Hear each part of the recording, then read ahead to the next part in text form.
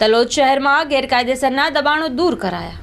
તલોદ શહેરમાં છેલ્લા ઘણા વર્ષોથી ઊભા થયેલ ગેરકાયદેસર દબાણોના સમસ્યા મુદ્દે તલોદ મામલતદારને રજૂઆત થતાં નગરપાલિકા વહીવટીદાર અને તલોદ મામલતદાર તેમજ નગરપાલિકા ચીફ ઓફિસર સ્થાનિક પોલીસ બંદોબસ્ત સાથે તલોદ રેલવે ફાટકથી લઈ બસ સ્ટેન્ડ સુધીના માર્ગ ઉપરના નાના મોટા ગલ્લા, કેબિન અને છાપરા વગેરેના દબાણોનો સફાયો કરી દબાણ દૂર કરવામાં આવ્યા હતા।